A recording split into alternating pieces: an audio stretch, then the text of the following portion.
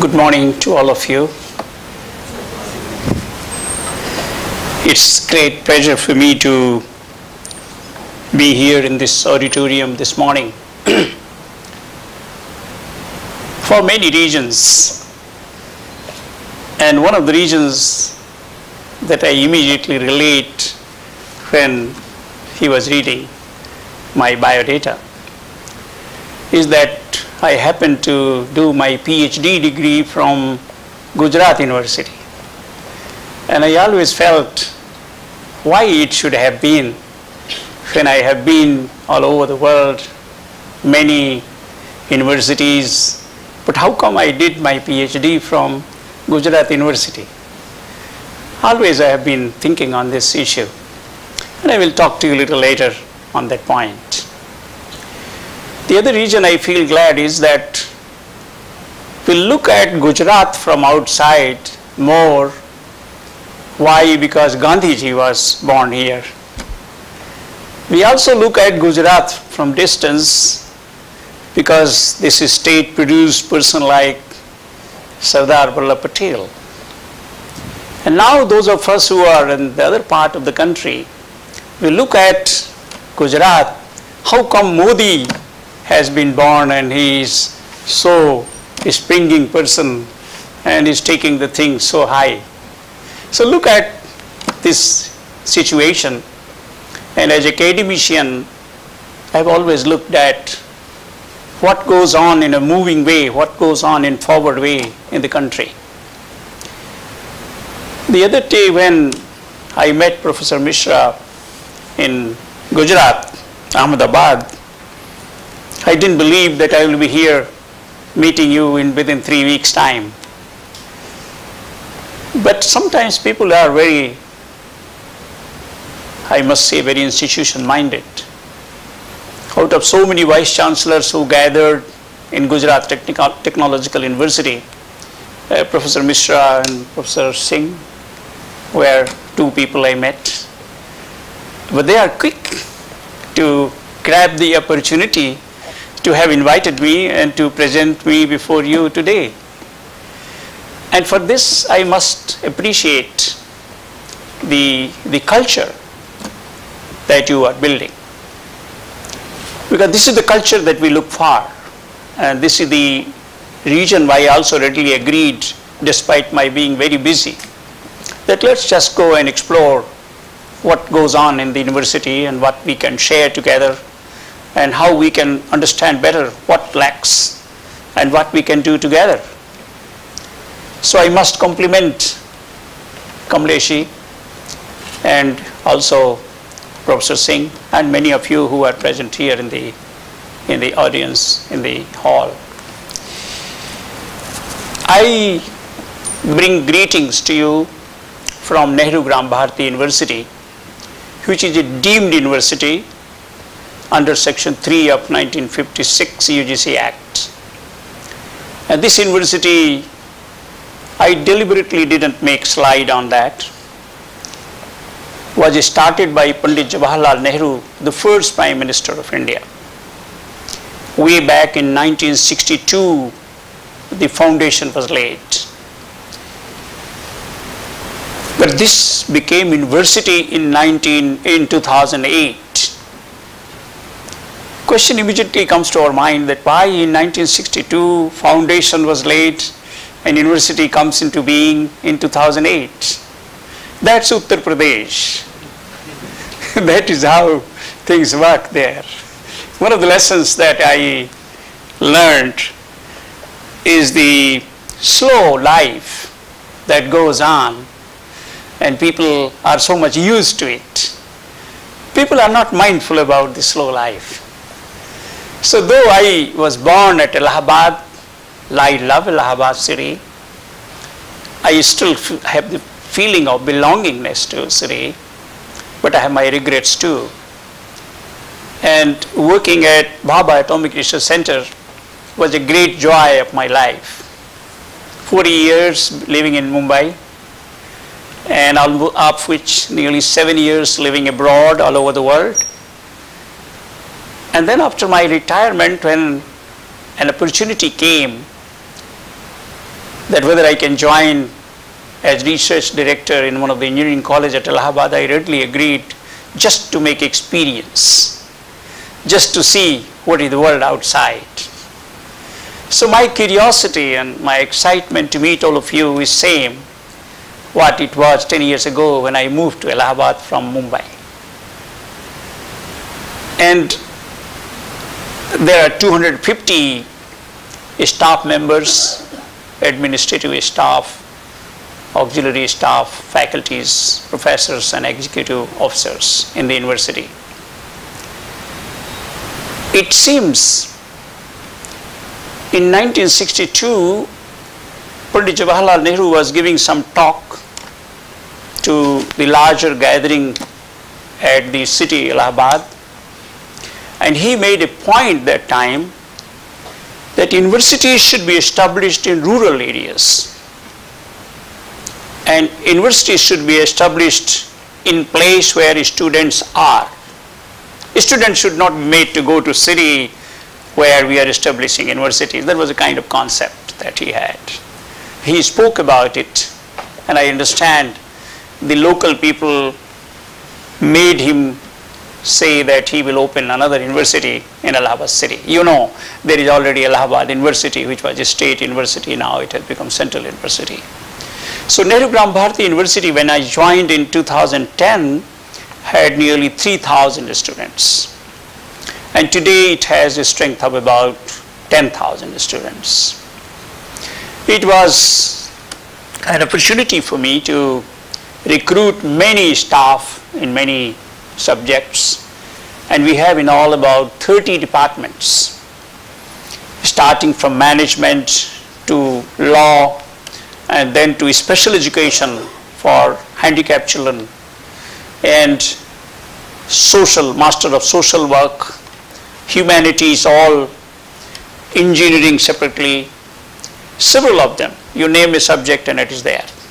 So for me it was extremely good experience after having been in Bhabha Atomic Research Center, mainly working only in nuclear sciences and atomic research programs. I was quite excited, quite enjoyed my stay 5 years at Nehru Gram Bharati University. So ladies and gentlemen, I bring greetings to you from the staff and faculties of the university.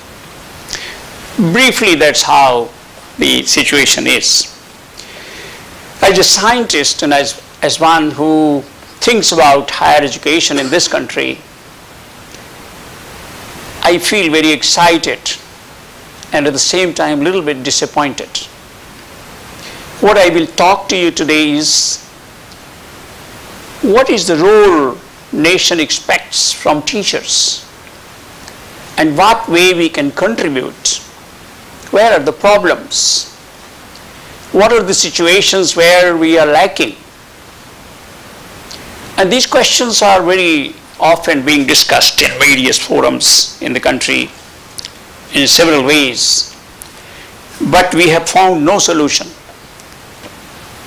Way back in 1948, soon after the independence, it was felt that something is wrong with our education system. And today, in 2014, we have the same question. Our questions have not changed. In the audience, is there anybody who would like to say how you view higher education in this country? Is it good, average, best, declining, or moving forward? How do you look? Can you, any one of you, say something to me? Can you just say how you view higher education to which you belong? How do you view it is doing it? It's not relevant. Who says that? Can you please? It's not relevant to the industry. Like there is delinking, like it's not linked. Like when our students are not industry ready when they go out. We are very much theoretical and exam oriented. Okay, well, that's quite a good point. So, if you are given a chance to improve upon it, what will you do? Prepare the students for the profession. So that's the role that we have to play, and that's the situation that we have to understand. Anyone else has any point to make? What do you see as wrong in the Indian higher education system. Anyone else? I think it is not yet fully decentralized. It is not Fully decentralized. decentralized. What's something still we are dependent on some central agency to work on. We definitely depend on. Anyone else?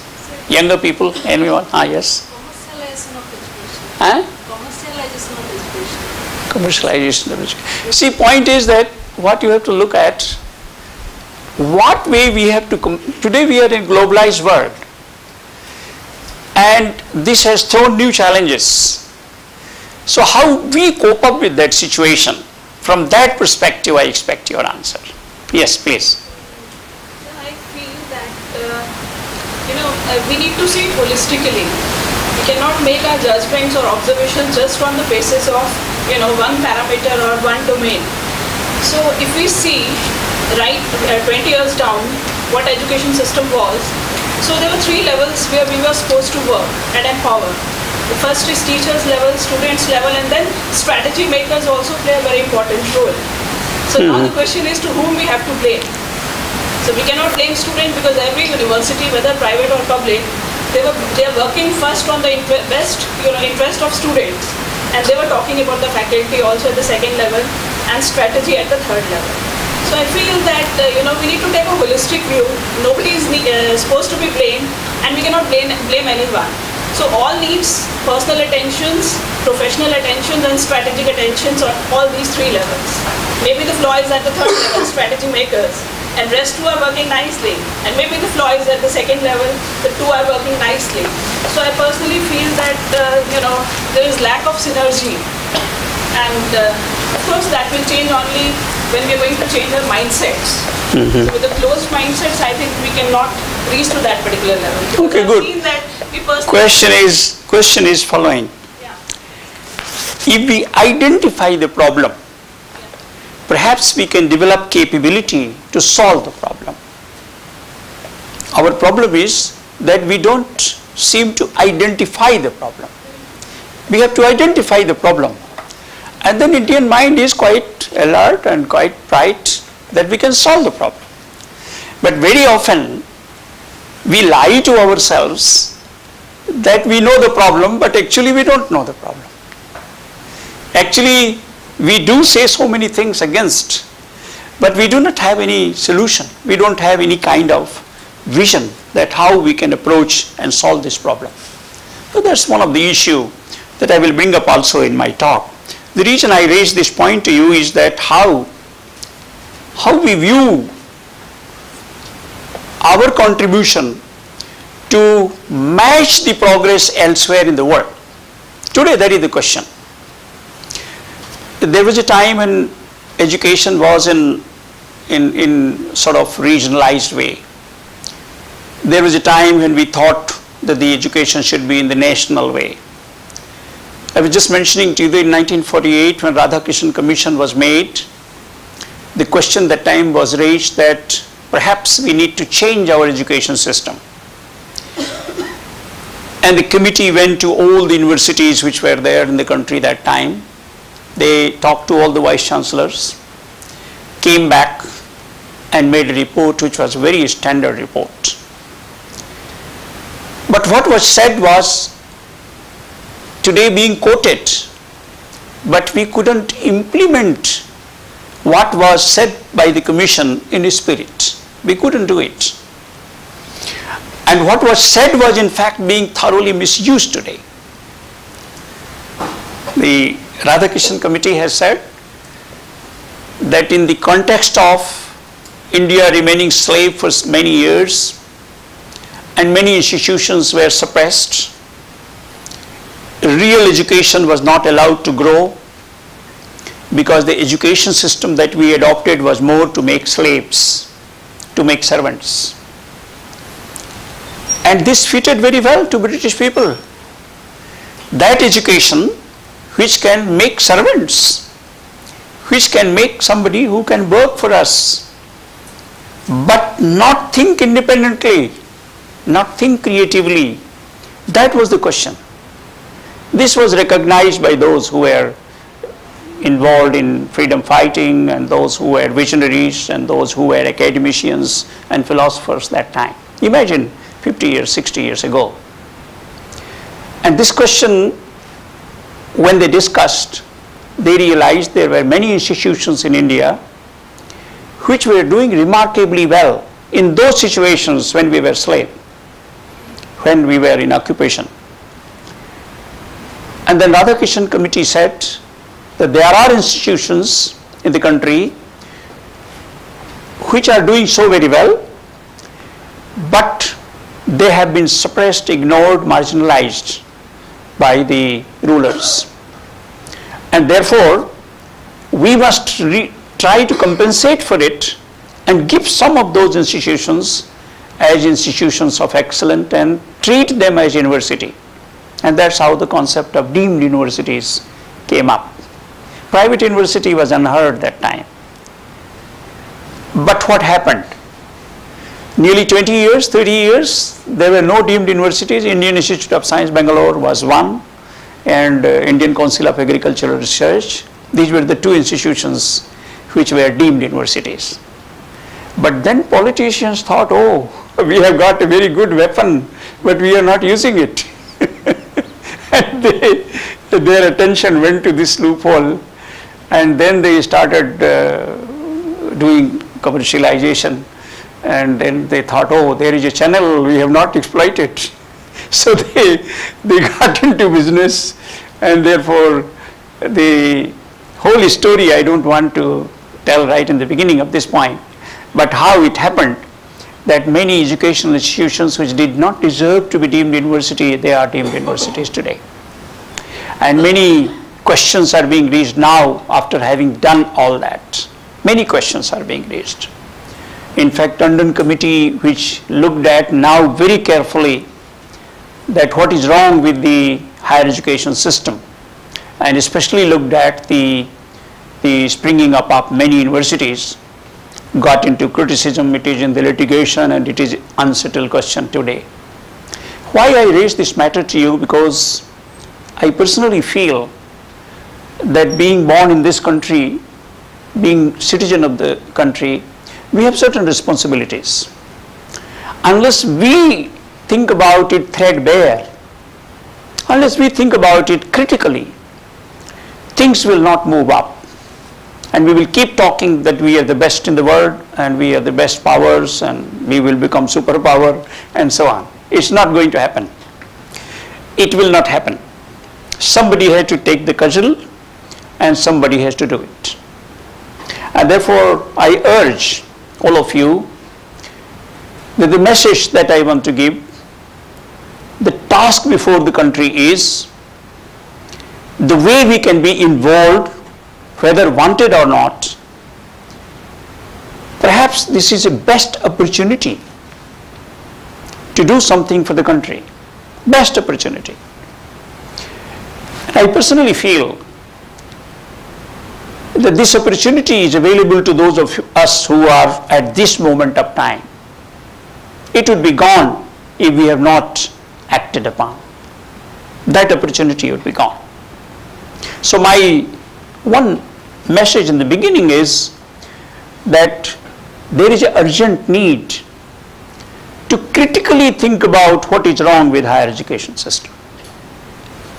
If we want to match our education system with the world, and we want to compete with them, what we need to do is the message that I would like to give you in this talk.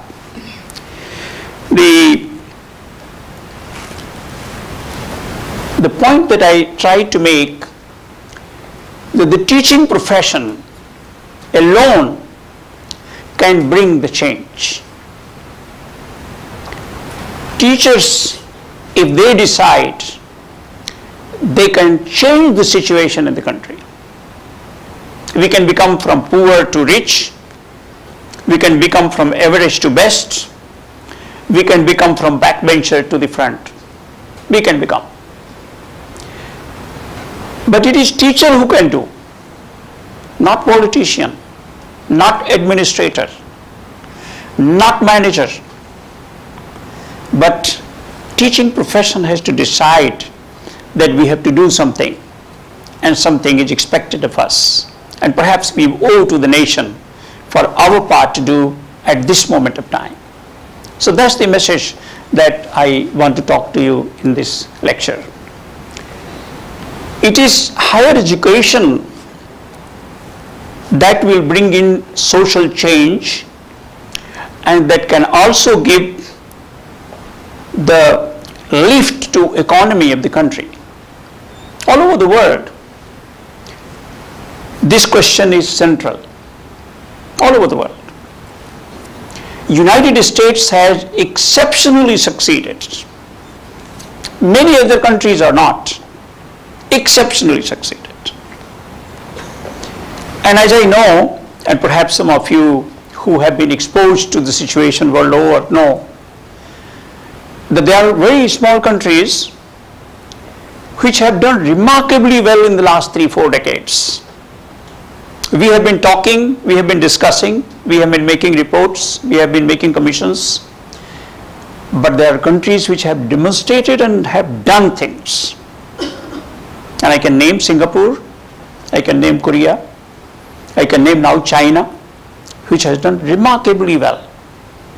And as you will see in the next slides, what I brought the material for you, you will see that how certain things we are in a position to achieve, but we have failed to achieve. And that's the question that we should discuss in seminars like this. Very, very informal, we can talk. And let me also just mention that whatever I am trying to talk to you is based on my own experience together with what I have seen overseas. So if you have any question or you want me to stop somewhere, you can raise the point. Because we just make this more a very interactive discussion, that what emerges, what can we do, and which we proceed further. A very important point is that the teachers can make difference. This somehow is not recognized by us. Somehow the teaching profession today is not a motivated group of people who are managing the teaching, who are managing the higher education in the country.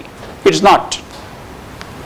You agree or not? Is there any point that you feel I am overstating? I will give you one example why I am saying this. All of us, I was mainly in research at Bhabha Atomic Research Center, and I was also involved almost 35 years in the teaching program of Mumbai University. Right from young age, I was teaching to students as my hobby. It wasn't liked by my superiors at Bhabha Atomic Research Center. In fact, they used to tell me, why you are going and teaching them? We don't have to teach, our job is to do research. Why should we go to university? University is to be managed by some other people. And I used to argue with my seniors that look, we are in a very advantaged position and we have superior knowledge gaining center here, and we are in a position to share our experience, share our knowledge, share our expertise with young students in the university. And I believe that this process has to begin, and maybe we have not paid attention to this. So these kind of things even I faced, and many of my superiors were not very happy when I used to go to teach to Bombay University while I was at Bhabha Atomic Research Center. But one thing I want to tell you, and perhaps Professor Mishra should take a note of it. Many of the teachers are not teachers because they wanted to become teachers. Many. Some of you may be there, so please forgive me. And I am old enough that I can sermonize something, so don't feel bad about it. I am saying without utmost sincerity what I feel. In Nehru Gram Bharati University, we searched for head of the department for MBA,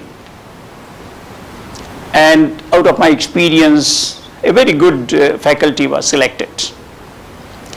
And I made him head of the department, and I began grooming him that one day he will push the department up and we will be able to deliver a very special kind of MBA program. We have BBA, MBA, BCA, MCA, all those 4 groups together. He was very good and I was doing very well with him, 2 years. But last year UP government advertised a post of what they call subordinate services. And he had appeared for that. And just 2 months back results came. And he is selected to become what they call supply inspector. Inspector of civil supplies. And when he got selected in it, he came to me at 11:30 night at my residence, sharing the joy that, sir, I have become now supply inspector. And then I was looking at him with awe, that what? And I was looking at him that one day he will become a big head of the department, he will move to another university, and one day perhaps he will become vice chancellor. But when he told me that, sir, he will quit and tomorrow itself he will not come, I was shocked. What this speaks? That is a question. What this speaks? It speaks that head of the department of a management course in the university is not considered as lucrative as the civil supply inspector.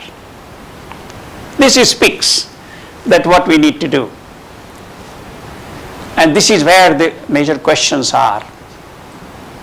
And I personally feel that teaching profession, and I'm working at my level wherever I can do, has to be made as attractive as any other profession. Then you can get the best from the teacher. You cannot get best from the teacher just telling you are a teacher, therefore you are a guru and therefore you are a worshipable man. Nobody is going to bother in modern time. Nobody. So I usually think that, and I have a slide about it somewhere at the end, that we have to grant certain amount of dignity to teaching profession, which we have failed to do. We have not. Teaching profession is looked at with pity. If somebody has come to teaching profession, those in position of authority feel, oh, he couldn't get anything, therefore he is here. and why I tell you this point is because I have seen both the world. I was in one of the best career at Bhabha Atomic Research Center, and when I moved to education system in Allahabad and elsewhere now I see, then I noticed that the teaching profession has accepted its inferior position in society. Teaching profession knows that somewhere I have to live hand to mouth. Somewhere I am in and I cannot get out of it. Those who couldn't get out of it, they are there. Those who could get out of it, they have gone. So one of the experience that I made, and perhaps Kamlesh ji, you should take note of it, that in the university I tried to increase their career. Many of them were just lecturer appointed, so I made them reader, and those who were readers, I made them associate professor and so on. What happened with that? That some of the good ones whom I tried to elevate, within few months they got positions elsewhere. So what happened of my effort, that when I wanted to remedy the situation which I am mentioning to you, it backfired. And one day Chancellor told me that, Professor Mishra, you have free hand to do whatever you are doing, but probably you have become a channel for them to go out. Hold them where, how they are. And this somehow was undigestible to me. I was not very happy with that situation, and I started telling to my faculties whenever I talk like this, that those who deserve to go elsewhere, please go, and I will give you nice farewell. Those who cannot grow with us, that kind of situation I took. And many of the bright ones, almost a dozen one, in my 5 years stay there, moved out in central universities or NITs and so on. I took pride in it simply because we cannot give them that kind of salary which is available in the well-established central universities. So despite the fact that I was cautioned by the board of management that you are playing with fire, and I said, look, I will keep recruiting good people to come in, and those who are becoming better with us, let them go. So it was my desire, it was my one way of restoring the dignity of teaching profession. One way.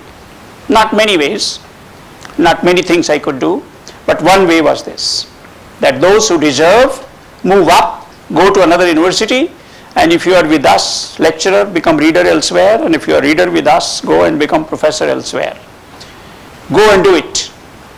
And I accepted that position and convinced the board of management that, look, by stopping them, you will create an atmosphere of depression in the university. But those who are bright and dynamic, let them go. And those who could go, I opened this. I used to have very often monthly meetings with the faculty staff, and I used to tell them that if you have, and readily, if somebody came to me for forwarding application somewhere without management's approval, I readily gave it.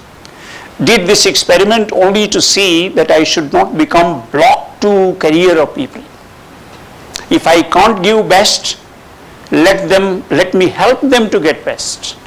That's the approach I followed.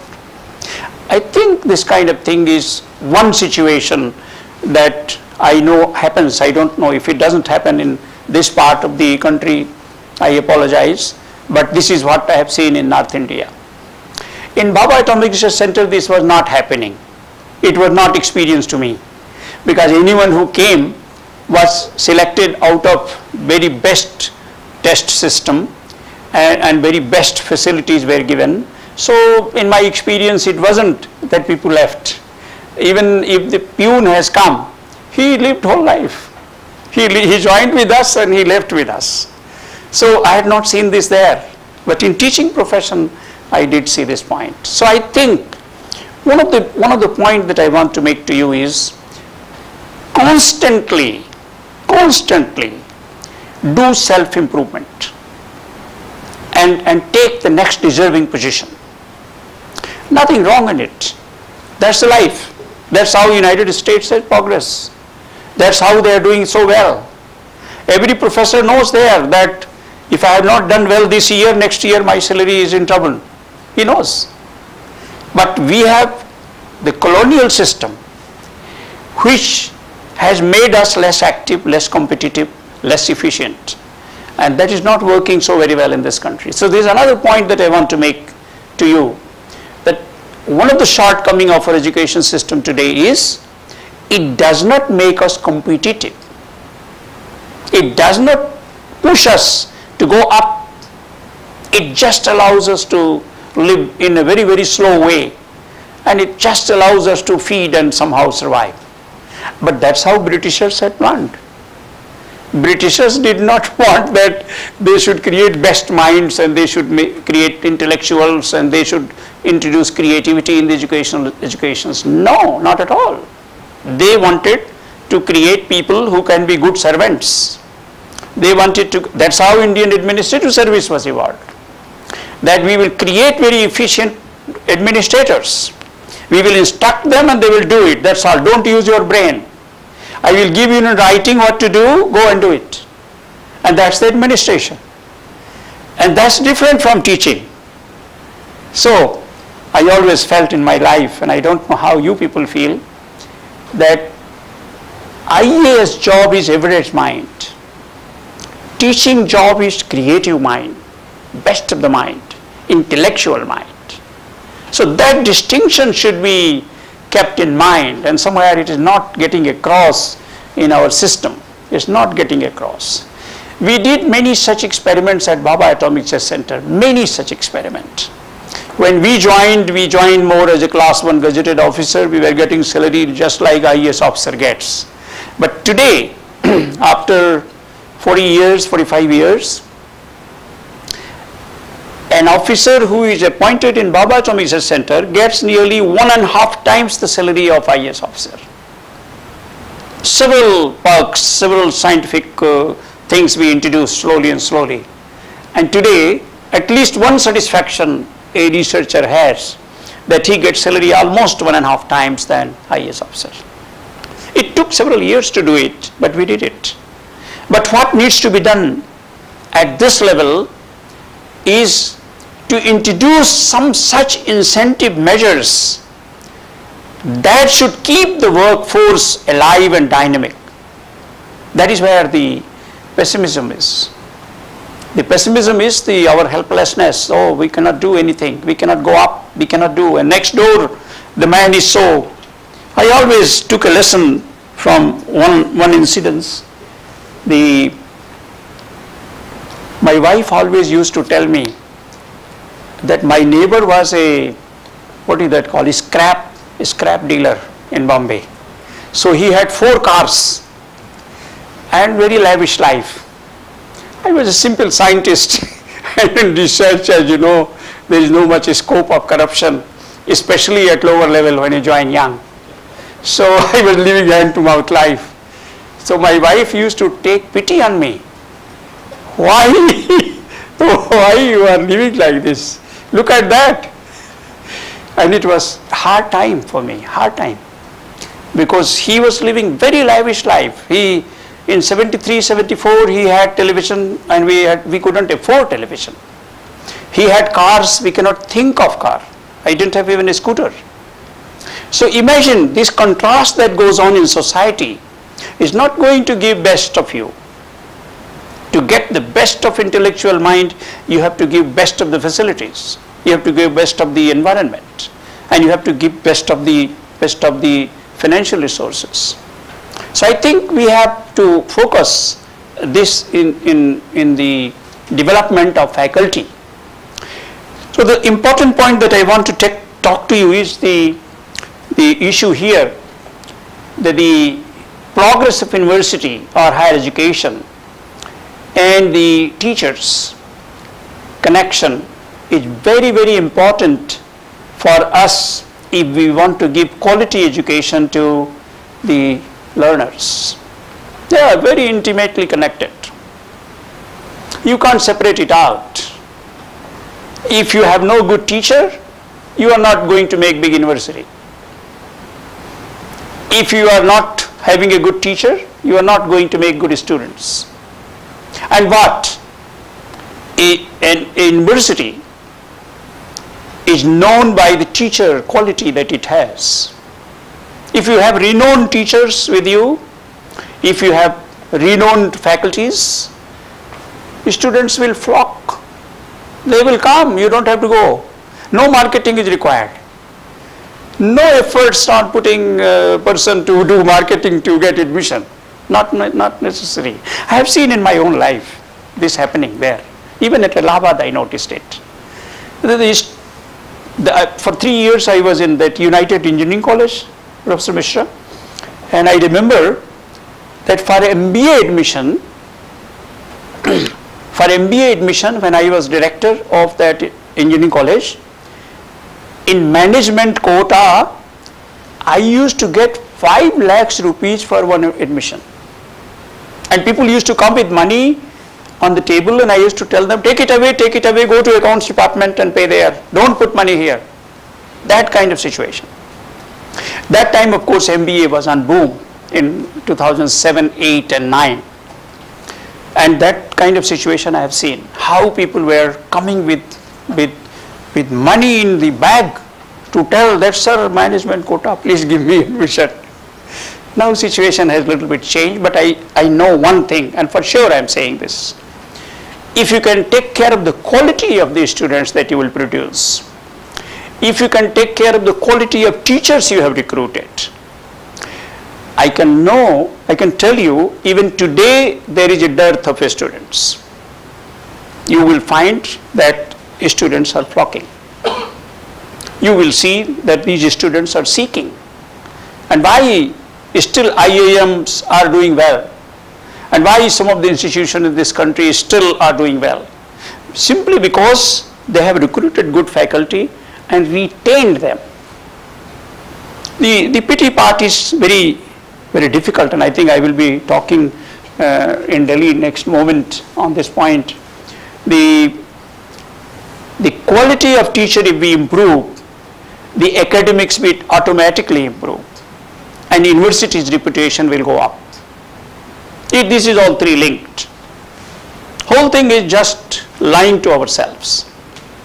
And one of the things that I would like to bring to your notice is this: it is teacher who can make the change. It is teacher who can bring the upward trend of the society. Not IAS officer, not politician, not at all. And this is the serious flaw, that we are banking on that if a politician does something, then something will be done.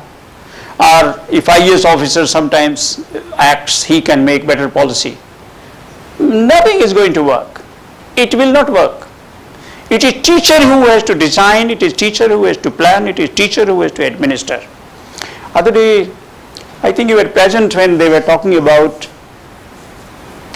in Bhabha Atomic Research Center how things have worked, and in scenario of what we call denial of technology world over, we still performed. Why we could perform and why it works in the same country, same people? It works because Dr. Bhabha made a system that it is not regulated by anyone. No minister can control us in our work. Although we get money from country, although we get our fund from the country, but there is no one who will check us what project we take.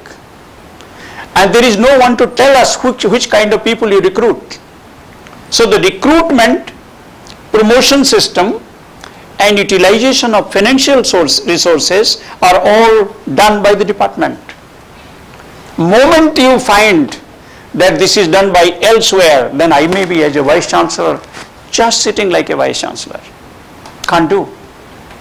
And this is exactly what has brought a change in Chinese universities. In China, the president of the university has authority. The president of the university can just recruit a person and he can ask him to take up a position. It is not that the system that has overtaken, and however good a person you have, but you can't recruit him because of the limitations of the recruitment system. I can tell you one very interesting thing. The Vice Chancellor of Allahabad Central University is my friend. He did very good job of recruiting faculties 1 year ago and did very standard way. But 1 year ago recruitment was done, and today those people have not been able to join. 1 year. An entire process of selection is going to become defunct because of the technicality of the recruitment system. So therefore, institutes like Bhabha Atomic Research Center or ISRO or Institute of Science Bangalore, they are working because they have inbuilt system of management of the education and research. Inbuilt system. Moment you make that, and in the university system, moment we introduce that, we can do it. So just to bring to your kind notice that the point that teacher can really make a leading role for the student, can make it dream differently, provided a teacher is given that position. And as the saying goes, that if you can read this, you thank the teacher. And I think this makes all the difference that we can. How this teaching and learning process is to be changed in the campuses. One of the examples that I give here is what Einstein said. Einstein said, he doesn't teach He just facilitates to learn. And that's the job of the teacher. I give here 2 hours lecture, but a student is sleeping. And after going, he said, teacher is boring. You have lost. You have lost. Teach 10 minutes and give some message to the student, and he has gone with the desire to learn. You have won. So that's the point, that how you can make the difference. Because most of our classes are dull. Most of the classes are, we just deliver our lecture. It is not received. And that's the problem in classes. Because the student also is losing the faith in education system, because he knows he is not learning. And today, especially, that has become important because of the globalization. You cannot make a student which is good for Surat. You have to make a student which is good for the globe. And therefore, you just cannot produce a large number of such students who are good for a local need. This is out. Once we accepted this globalization pattern, we have thrown ourselves to bigger challenge. And that challenge is before us. And today, students are not paying much attention to class. They are not coming to higher education. All these questions that are coming to us is our own creation, because we are not still able to see and find out what needs to be done next. One of the example in the beginning when I talked to you is here. You may all have read this in newspaper. And this was what was admitted by the Prime Minister of India in 2007. And what was it? That higher education is in complete disrepair. And very important thing, 2/3 of the universities and nearly 90% of the colleges whom we are funding, they are all below average. Is accepted. And we know this happening. But when it comes to taking decision how to remedy the situation, nobody is able to take steps. We just know it. We are not able to do next. So that's the situation. And higher education especially needs toning up. And in almost all places, there is a question of gross enrollment ratio, there is a question of retention of the students, there is a question of quality that is coming out, and so on. Many of these questions are before us and admitted by the policy makers and the leader of the country. This is the scenario today. That how is our higher education system? And I think I want your attention very seriously on this point. The focus of higher education is to pay greater attention to science and technology. That's the focus. And Department of Science and Technology, when it was made, that was the reason. And today, if you look at the total funding of the country in education, the major funding is in science and technology. And we are expecting that our universities will be able to contribute to science and technology and match our progress with the world. But it's not happening. Why it is not happening? That is a question. We made best of the IITs,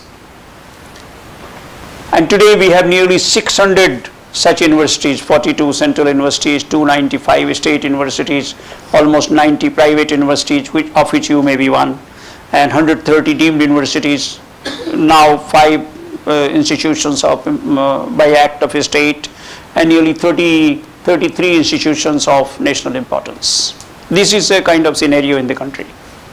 But none of these institutions are coming in the ranking of 200 universities of the world. None. And I just gave you one example here in this one here. The last in 2013 rating, IIT Delhi ranked at 222, Bombay IIT at 233, and Kanpur at 295. And none of the universities are in the ranking of 200. This is the fact before us. We lament that this is so, but what can we do? And what is the reason that we are so seriously lacking? The reason is that the education system that we need to introduce in our country is not the kind that we have. We have borrowed system and it is not relevant to our situation. Therefore, it needs radical change. And this kind of change can come only when we sit in auditoriums like this and the system of evolution is started from within. It cannot be that sit down in Delhi and make some rules and give to all the universities and they should obey and tomorrow they will become excellent. No, it will not happen. It will happen when we involve the academicians, when we involve researchers, when we involve all stakeholders and think that how we can change the system. Then change will come. And therefore, for several years now, we are just lamenting that why we are not getting the ranks and why we have been lagging behind. This is the situation. Now, the next point that needs to be looked at, what has so much changed that we are worried about now? See, this was all working very well and we had no problem. We were all complacent. We were happy. Everything is going well. Education system is moving. We are making more universities. We are having good teachers. All this happening. But now what has changed the situation? The change that has come is that our life is now driven by technology. And yes, please. Now we are in a faster pace of life. Even if we achieve something in 10 years later, it is as good as no achievement. Your achievement has to be fast. And if your achievement is going to be slow, that all right, 10 years later I will become one of the world-class MBA university, you are already late, gentlemen. By that time you will be outdated. That is the situation. Competition is tough and we have to be very fast if we want to compete with the world. And one of the things that I have just tried to mention there is the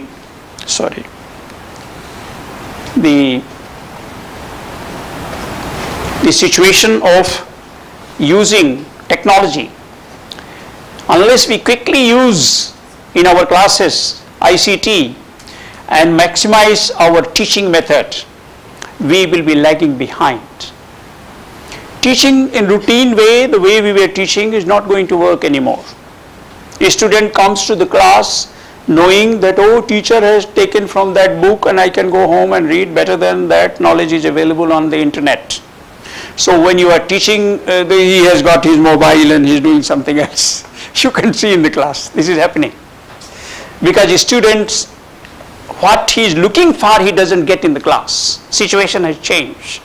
And therefore, perhaps your role as a teacher has become even more important, even more challenging. If it was not challenging 10 years ago, today it has become.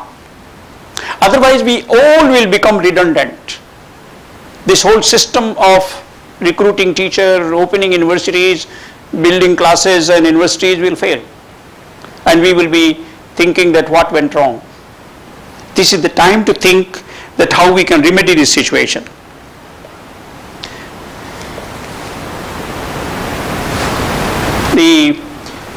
There are new challenges. I think I will go a little fast. There are many new challenges. And one of the basic problem among the challenges, the governance in higher educations and the independence that we have not given. Even in central universities, the state universities so much I am seeing. In central universities, a vice chancellor of the university cannot spend a rupee without permission of the Executive Council or by Finance Committee, or getting approval of the MHRD. You will be astonished to know. Even a rupee he can't spend.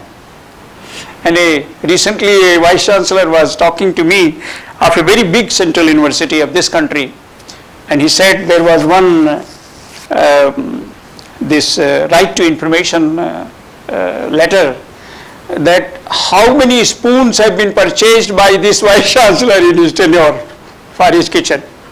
There was one, what they call RTI. This kind of question is coming up.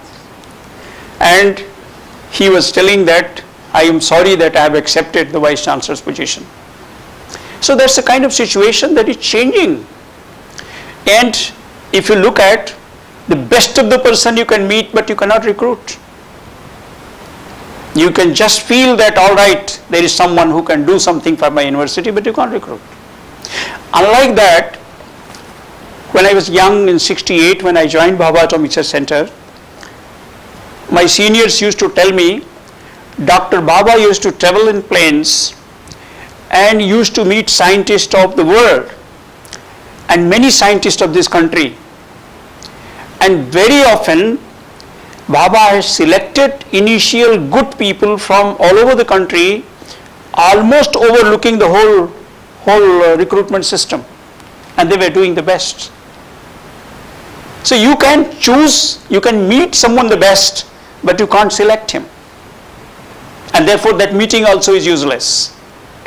So if as a leader you are allowed to build people around you who can deliver, you can bring the institution up. And this reminds me a very important point. Napoleon Bonaparte once said that if you allow a horse to lead a bunch of dogs, all these dogs will start behaving like a horse.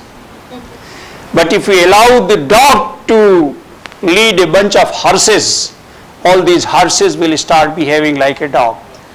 That is the situation. And this is exactly what is happening. That unless you have a leader who can assert, unless you have a leader who is leading like a leader, you will not achieve. So you have to have that kind of thrust coming in. Choose a leader, allow him to lead, give him the chance full, and if he fails, but if he succeeds, model. So that's what is the experiment required. But this experiment is not very easy to implement, and we all have been in trouble very often. What is the situation? What visionaries have thought of education? What kind of education we are looking for? We are looking for education which can bring the characters. And this is one thing that is lacking in the country very seriously. A student in the class, whatever he learns, outside he knows, oh, it's all useless, I have another way to look at. And there is some my method which succeeds.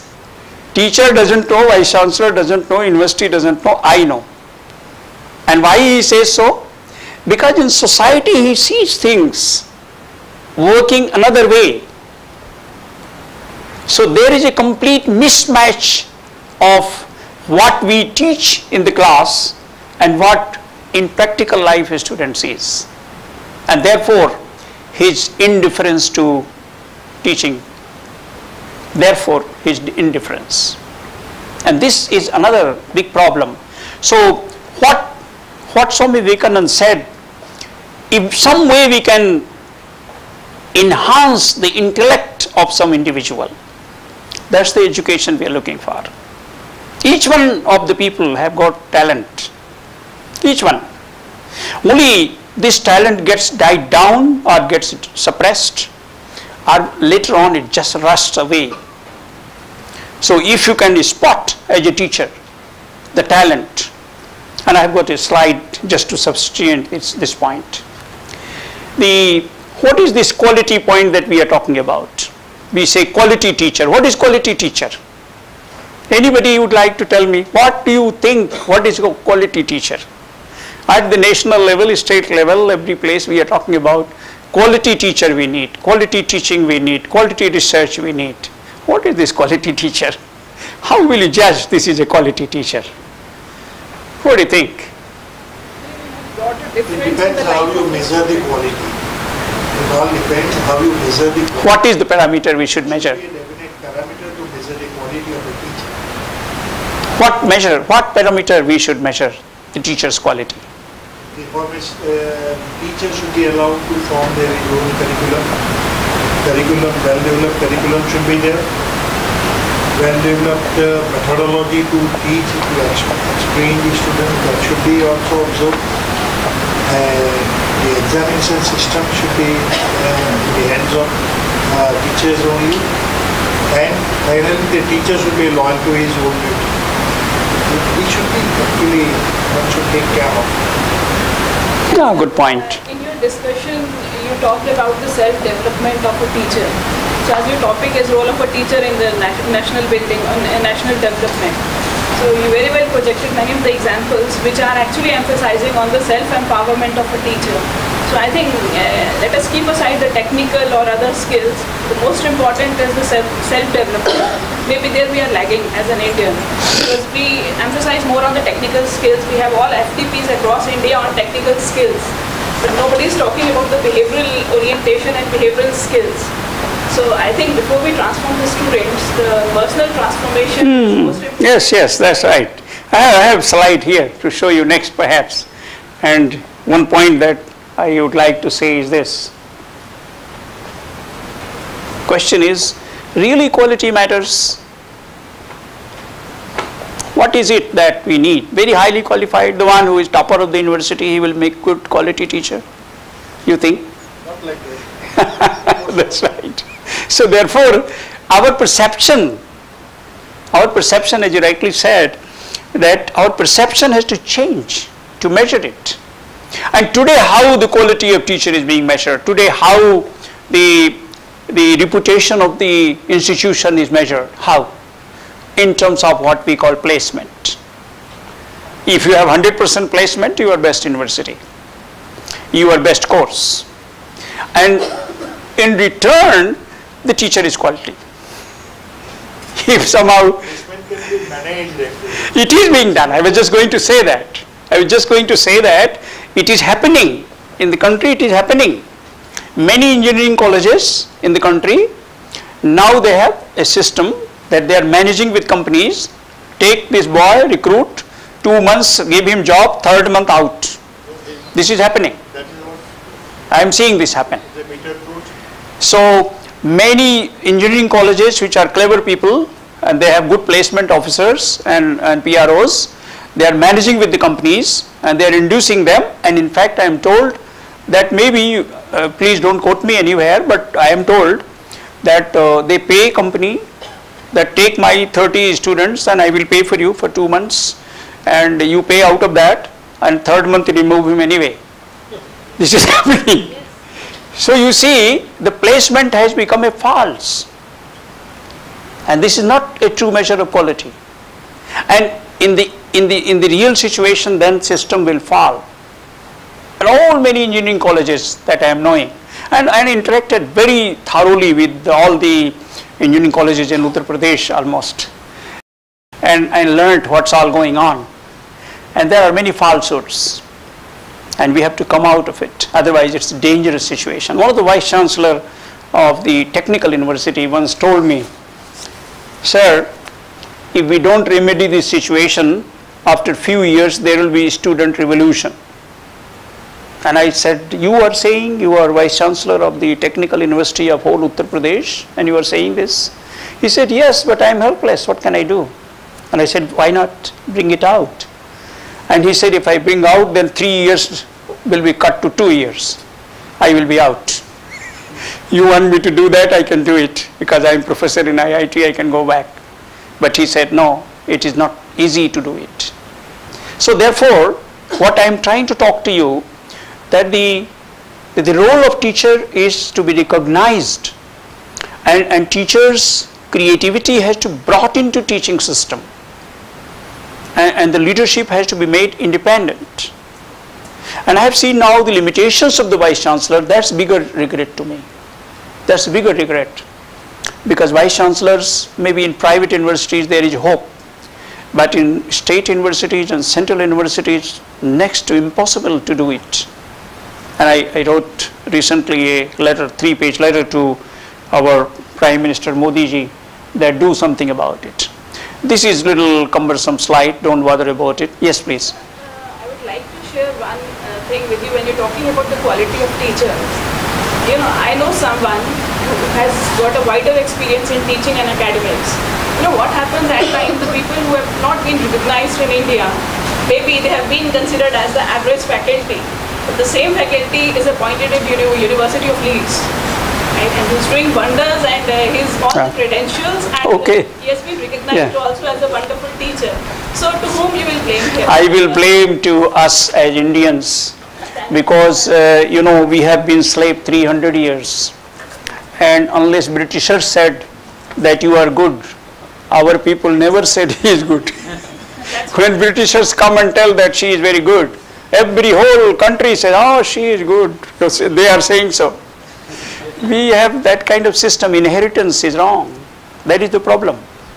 And now Hargobind Singh Khurana, the Nobel laureate, he was not appointed lecturer in Indian Institute of Science, Bangalore. Not a lecturer. And out of frustration, he left the country. He went to United States. And when he got Nobel Prize, our newspapers reported on front page, Indian gets Nobel Prize. And next day he contradicted, I am US citizen and I have not got Nobel Prize because I was trained by Indians. My career is totally shaped by United States. So don't write all this. This happened. And many Indians, at least 3-4 I know, who got Nobel Prize, who belong to India, they don't have any affection for India. Because they went to United States not because they were wanting to go there, they were forced to go there. Many of them who have succeeded. Even Ramakrishnan, who got Nobel Prize now, could not get position in Tamil Nadu. I know it. So, ladies and gentlemen, one message that I want to give you, we have to also develop our self-esteem. We have to also recognize our own evaluation system. And you were rightly saying that if the examination system that we have, which is borrowed examination system, another day Professor Mishra, you was there, I mentioned that one of the major reform that university is to be done is the examination system has to be improved. It has to be completely changed, because so much loopholes are there that you can get 90% marks, and the one who deserves 90% marks, he will be left behind. This is happening.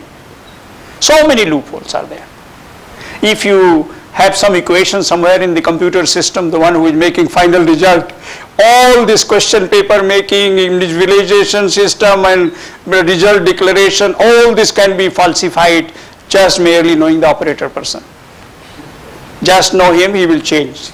6 marks can become 60, and if given to him, he will make 600. It is happening. And surprisingly, I tell you, in Uttar Pradesh Public Service Commission, this happened just 6 months ago, that certain results which were given, operator changed it, and results were declared. Now the matter is in High Court, because there are some questions and counter questions about it. This is happening. So unless you have examination system which is changed and which really evaluates students the way it should be evaluated, it's not going to change the thing. So anyway, this is just, I tried to give you how many roles are there, in what ways a teacher has to play a role, several ways. I will not elaborate on it because there are some other slides. This is a very important thing that you please see. And that's what Einstein had said. Our teaching system here on the left, you see, we go to class, we deliver our lecture, and a student learns whatever. But this scenario has changed now. A student is not ready to be delivered a lecture, he doesn't want that kind of lecture. You need to simply just facilitate him to learn. I tell you, you can become a very likable teacher if you teach less and give the dreamy picture more. The student is not looking for your big lecture of 50 minutes and 60 minutes. The other day I was giving a lecture in the MBA Center of Allahabad University, and one of the points that I said, everyone was surprised, maybe you also feel surprised, that we don't have to give 50-minute lecture now in the class. The student is impatient to sit 50 minutes. This 50-minute business is not working. 15 minutes perhaps we should teach. Enough. This is just my thinking. Maybe it doesn't work, but because we have borrowed system from British, we are just following it. But I can tell you, if I have time, and Professor Mishra must be getting bored that I am taking a lot of time. But one thing I want to tell you, in England, such a big change is coming in education, higher education especially, but we are still just holding on to what they have given to us. We have no courage to change it. The one who gave it to us, he has changed. We are just not able to look that part. Because changing is very important, and I think this part that you as a teacher can play is very important here. This one, just facilitate the learning process, and perhaps you would have done the job. The disinterest in the students that is happening is because of the old teaching method. Now, okay, this is just one point I want to make. I don't want to read the whole thing. That our role as a teacher is not merely holding on students in the class. Much more. Much more. If you are just going to restrict your role as a teacher to the class situation, you will be just astonished that this is not working. The system will look as a mockery. And it is happening now, right now. We have to change the whole class concept. Your student-teacher relationship has to be different than what is happening now. So therefore, one of the change that is very much in requirement is this. The several points that I want to make here, but one of the things that I want to say is the last point, that I think because your Vice Chancellor is here, and in my capacity as Vice Chancellor I have seen what it means. We have to invest in teacher. What is happening? The other day, somewhere I was giving a lecture, that was in Bombay University, and one of the person asked me that, sir, what is the formula that you will give that we retain good teachers? Good teachers are not retained here. They are going to Australia, they are going to Nigeria, and they are going to United States, and so on. This point is important. We have to retain good teachers. If the brain that can change the system, that can bring change in education, if we allow this to easily go, then we will remain where we are. So good teachers have to be retained even at the cost of certain, perhaps choosing in such a way that incentive system should be introduced so that those who are having special merit, they are retained in the universities. And the universities retaining is becoming very difficult.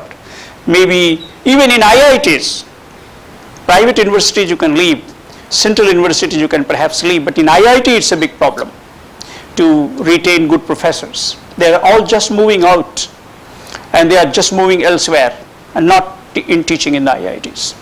So I think we have to invest rather more in practical way.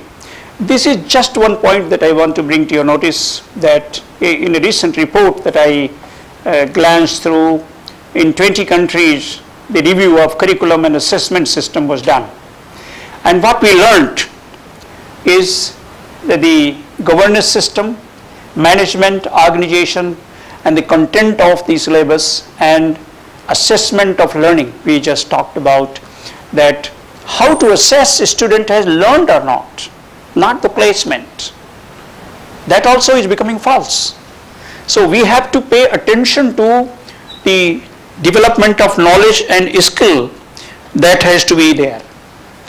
And a very important point here is, it is not how well you are teaching, a good language or maybe very effective way of interacting with the student. Question is what we are teaching. That has become important now. If we are going to go on teaching what 20 years ago was taught in the class, it is just not going to be accepted. And it is also not going to work. In that situation, you cannot create a world-class student. If that has to happen, you have to change. You have to change the curriculum. And one of the change that university system can do, and I was very enthusiastic to do, is design your own curricular system, present it to a student, and show that this works better. This requires the courage of the Vice Chancellor and Executive Committee and the Board of Management, because it's not very easy. Because everybody wants to remain traditional. No change, no problem, no questions. But change, if you make somewhere, and maybe a special thing if you introduce, there is a risk. You may be blamed or you may be thrown out. Both are possible. Teacher's role sooner or later is going to be very diversified. Okay, the competency issue, several points I have here, but I think I will try to look. What are the essential points that we should see in the national development of the role of the teacher is in the skill workforce we have to create. What is going to happen now? According to one estimate, in 2030, median age of Indians will be 32. And whole world's in education, people would have gone grey beyond 70, 75, 80. What does this mean? A big opportunity is waiting for us. Big opportunity. If we act today, then 15 years later, we will be one of the golden people. It is possible. But if we don't act today and go on delaying the decisions, then we will just remain the way we are. So very important thing that is going to happen is that there is going to be a shortage of skilled people in the world. And India could be, because of its population, it could be one of the provider of the workforce which is skilled workforce. China is doing very fast on this. China has recognized this point, and therefore they are changing radically their education system and making them to prepare for tomorrow. A time will come. Now just recently I heard that in Chinese universities, English course is being introduced in a big way. Not Chinese, English course. Why? Because they know the whole world is looking for English educated people. And if China's population has to be utilized at the world level, English has to be improved. So they have just gone in a big way now. In each university, English system has been introduced. And this kind of thing has to happen. In our case, it is already a natural advantage that we have. I think we'll skip some of these ones here. We have to recognize the potential of teacher. Very important. All kinds of professionals, a good lawyer, a good doctor, a good politician has been made because of the education system that he or she has undergone. And it is here where the seed is sown. So our role is big, and this potential of the teacher has to be recognized. I think we can look how we can better the situation in the country. The importance of educators in developing countries is especially important. Remember, Singapore, Korea, China, several other countries, they were third world countries. Now they have become advanced country. And we are still third world country. And we will continue several years. Because the way slow pace our developments are taking place, they are not going to take us with leap jump. For leap jump, there has to be drastic step. There has to be vision for that to achieve. I think some of these things I would like to scope. There is a question of what kind of virtues and vices we should recognize. This has to do with the value system that we have to introduce among our students, which is seriously lacking. And I think one of the points that I will talk about is this. The art of commanding over students. It is just not that because you are a teacher and you will take away the marks or you will penalize the student, or in the examination system you will not give your assessment marks and so on. Somewhere we have to earn very different respect as a teacher. In our system of education in India, Dronacharya was sought after teacher. Despite being very poor and very simple life, imagine that there was no proper seat, there was no place to sit, and Dronacharya had very simple hut type of living. But all the kings sent their children to that place to learn. So our universities have to become that let us create that kind of knowledge you give, that even if you don't have very big infrastructure, still students will come. And this has to come through teachers. If you have a good teachers, reputed teachers who are delivering, who have good knowledge and who communicate with the students, I think we will achieve. Our students will take message. Now, of course, this is very important. All of you know that somewhere we have to, what is the change in perception? That's very important. We have lost our perception of creating good human beings. You know, there is a Human Development Index of United Nations. I don't know, out of 170 countries, India's position is at 133. 103 human index. And this we have lost sight of it. And I think as a teacher, I will urge that human side is very important. Human development is very important. Self-development is part of the human development. But as one of you said, that in our country, unfortunately, even if you are a very good musician, unless a very big musician gives you a certificate or gives you a chance on the screen one day, you will be left behind and you feel nervous that, oh, what is it? I have not achieved anything. So recognition system in India comes very hard way. And this is to be recognized. But it's nothing new. This has happened in the past also. Recognition system doesn't come easily. As a teacher, we should be proud of our profession. And so long as you have gained knowledge, so long as you have enriched yourself, just don't care if they don't bother. Just do your job. Just be proud of yourself. And I tell you that all these jewels in Akbar's court, they were not very popular in public. It is king who made them popular. Had they not been employed in the court, they would not have been. Tansen, you would know the name. He would have been very big musician. But he won't be that kind of musician. So therefore, it is also an art to be recognized, to get into channel that your talent is taken note of. That also is an art, and perhaps is important. Echo, this is role model I have already talked. There is one point that I want to talk about here. As a teacher, we have a very different role for society. Society expects you to deliver something very different. And what is that? Even a farmer, a cobbler, even a man who is beggar, he wants his child to come to English medium school. Have you noticed it? He or she wants that his child should not be doing what he is doing. Must be educated, must be different. And you as a teacher can do it. And what is it? It means the converting ordinary mind to extraordinary personality. That teacher can do. We are all somewhere, and I think I have a slide next. We all have got this benefit some way of the teacher which we have not recognized.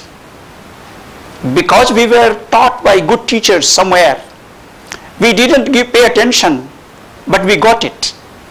We have not paid respect, we have not gone back to tell, but a good teacher somewhere has influenced the personality. And therefore, we are able to do something what we are able to do. A point that I want to say here is this one. The teacher has to create a next generation which should be worthy of generation.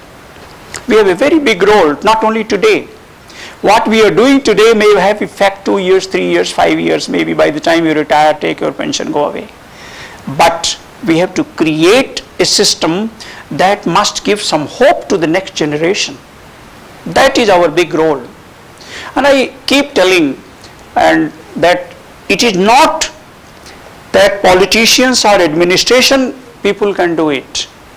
The power that you have, which is intellectual power, is superpower that nobody has. You can influence in such a way that perhaps you can completely change the thing, provided you get determined to do it. But very often we are not very committed. Very often we are unsure, we are a confused people.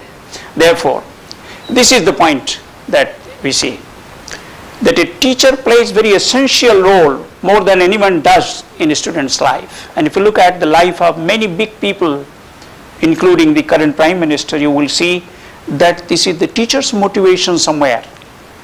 Sometimes the teacher motivates unknowingly and brings up the talent of a person to the level. And this can be done in a big way. In United States, why things are better recognized and why they have progressed so fast? Because there is a recognition for merit. Whether it's a Chinese, Korean, Indian, Bangladeshi, doesn't matter. If you are talented, you have a place. And that's the way they are different. We are not able to do that kind of thing. We are bogged down by telling that, oh, this 30% ladies now, and okay, 50% now, particular community, and so on. So we have created a system that itself is bringing it down, not allowing you to go up. So we have to perhaps play our role in all those things. Anyway, this part I think I will skip. A last point that I want us to talk to you is this. What is the task that is before us? What can we do? And maybe some of us who are thinking about it, how we can remedy some of the situation. Important point is that we have to change our university education system. And we have to make our curriculum, as you rightly said, that there is a gap and it has to be market driven. What is needed in the market, what is needed in the industry, that we have to begin teaching. And unless we do, we will be left behind. And we have a more important job in university system is research component and giving opportunity for creativity. If there is no research in the university, I repeatedly have been saying this, it should not be called university. It should be a teaching college. Research has to be important component. And all over the world, universities are rated on the basis of their research output, not teaching. So the university's name, if you have taken, you have a big responsibility to initiate research. I must tell you, why we are not coming in 200 universities of the world? Why? Because in the rating system, more than 50% weightage is given to the research and citation of the research. 50%. So unless good research, original research is being done, automatically you will be out. And therefore you keep telling that we are not coming in 200 or keep manipulating, and some of our leaders in education today are telling that change the whole evaluation system such that Indian universities come in 200. What nonsense. They are telling. Bharat Ratna people are telling. Those who got Bharat Ratna, they are telling, they change it. And ladies and gentlemen, unless you do research, and the point that you were saying, it is research that can enhance your self-esteem. If you publish 20 papers, 30 papers, if your papers are on the internet, even if your head of the department, your superior, your university doesn't recognize you, world will recognize you. That is the level of recognition has to go. Local recognition sometimes fail. Be aware of it. But if you have contributed something, the world will pick you up. This much I can tell you, that this has been happening. All over the world there is a demand for talented people, all over the world. And if you have done something talented, recognition will follow. And it has happened in many examples. I am not taking your time on that point, but this is very important for us to recognize. And the last thing that I want to say is this. You must be sometimes discussing among yourself, or Professor Mishra must be talking to you, and I have been doing this job myself in my university, how to bring in reputation of the university, how to enhance the reputation of the university. And this reputation enhancement, it comes in what we call organizational excellence achievement, not individual, but organizations. And that is possible only when we have will to win, and we have desire to succeed and urge to reach the goal. You will be contributing to excellence of the organization. So organization's excellence is very important. And the last point that I want to make is this: as a teacher, and some of you mentioned this just now, that the great achiever of this century, Steve Jobs, once said, the only way to do a great job is to love the work you do. Do not bother about it. Just keep doing your thing with joy, and you will see many people will follow you. Even if they don't follow you, you have achieved. I can assure you this part. So love to do your job. This I will skip, and with this I would like to thank you very much for your attention.